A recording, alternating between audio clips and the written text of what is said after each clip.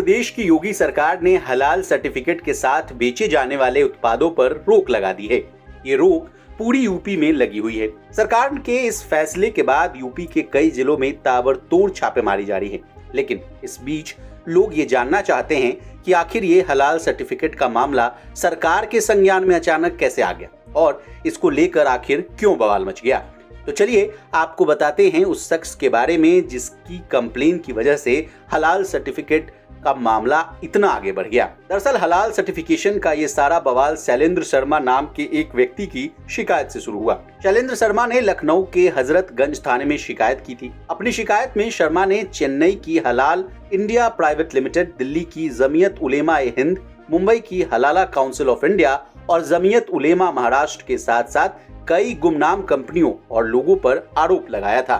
शर्मा का कहना था कि कुछ कंपनियां और लोग एक वर्ग विशेष में अपनी बिक्री बढ़ाने के लिए हलाल सर्टिफिकेट जारी कर रही है। पूरे देश में हलाल सर्टिफाइड उत्पाद देखे जा सकते हैं जो आस्था के साथ खिलवाड़ है। उन्होंने आरोप लगाया था कि ये सब एक समुदाय विशेष के उत्पाद की बिक्री घटाने के लिए किया जा रहा है। शर्मा ने दावा किया था कि इसके जरिए अनुचित लाभ में करोड़ों रुपए कमाए जा रहे हैं और इससे आतंकवादी संगठनों और राष्ट्र विरोधी संगठनों को फंडिंग किए जाने का डाउट है। बिकने वाले सामानों को लेकर उत्तर प्रदेश सरकार सख्त हो गई है और इस पर पहली एफआईआर भी दर्ज हो चुकी है। लखनऊ के हजरतगंज कोतवाली में शैलेंद्र शर्मा ने एफआईआर दर्ज कराई है। हमारे साथ बात करने के लिए शैलेंद्र खुद ही हैं। शैलेंद्र, ये हलाला सर्टिफिकेशन पे आपने एफआईआर दर्ज कराई, क्या वजह थी, किन बातों को लेकर के आपने ये शिकायत दर्ज कराई है? कई बार हमारे कई मित्र हैं इस बार इस प्रकार की चर्चा करते रहते थे कि ये हलाल सर्टिफिकेशन क्या है। तो मैं भी चीज़ों को नहीं समझता था, लेकिन कुछ दिनों से मैं इसको अध्ययन कर रहा था, कई चीज़ समझा मैंने कि ये कुछ तथाकथित संस्थाएं हैं जो एक धर्म विशेष को सामान को खरीदने के लिए प्रेरित करने के लिए सर्टिफिकेशन जारी करने लगी। काफी समय से चल रहा था। शायद आप सबको याद होगा कोविड-19 के दौरान कई सोशल प्लेटफॉर्म पे ये बाइकॉट हलाल सर्टिफिकेशन प्रोडक्ट ट्रेंड करता था।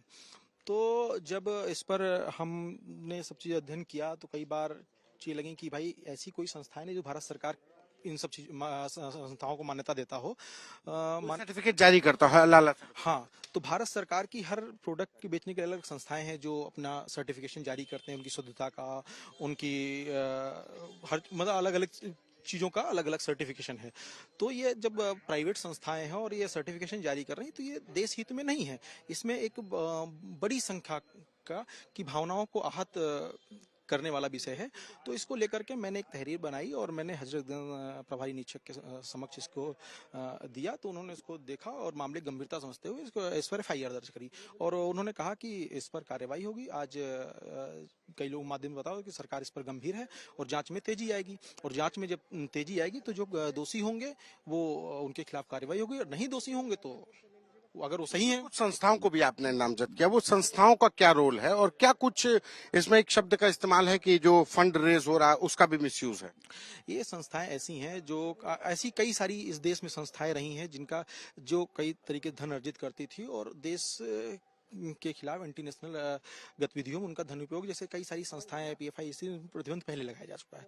तो ऐसी ही ये संस्थाएं भी निकल करके आई हैं कि इससे जो धन अर्जित होता है उसका उपयोग कहीं ना कहीं देश विरोधी गतिविधियों में उसका उपयोग होता है।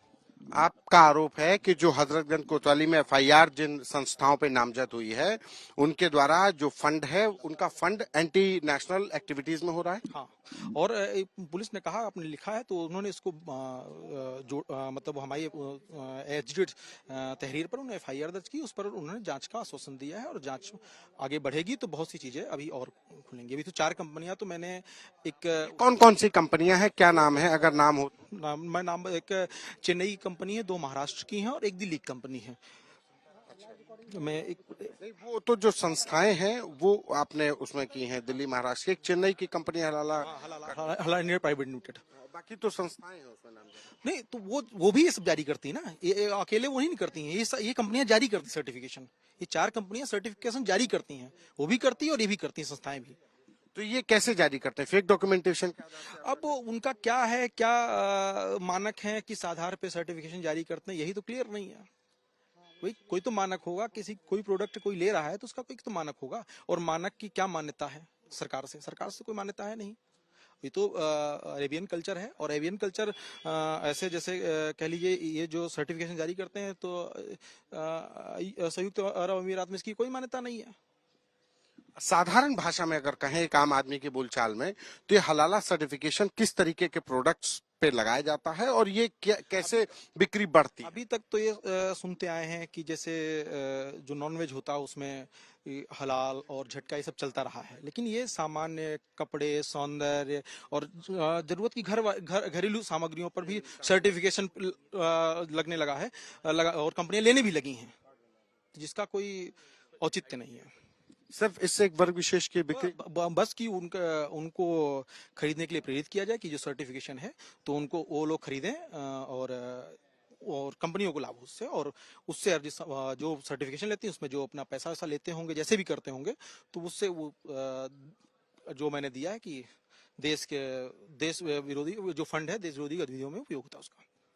ये शैलेंद्र शर्मा है, जिनका सीधे से आरोप है कि जो हलाला सर्टिफिकेशन देने वाली कंपनियां हैं उनके प्रोडक्ट्स एक वर्ग विशेष को बेचने के लिए इस्तेमाल किए जा रहे हैं, उनको प्रमोट किया जाता है, और उससे जो फंड रिलीज होता है, जो फंड रेज होता है, उसका देश विरोधी गतिविधियों में भी इस्तेमाल हो रहा है। बहरहाल शैलेंद्र शर्मा की इस तहरीर पर मुकदमा दर्ज कर लिया गया है। सर्टिफिकेशन जारी करने वाली संस्थाओं, उनके हिमायती संस्थाओं पर FIR दर्ज कर पुलिस अब जांच में जुट गई है। कैमरा पर्सन संदीप के साथ संतोष कुमार, लखनऊ से संतोष शर्मा की रिपोर्ट, यूपी तक।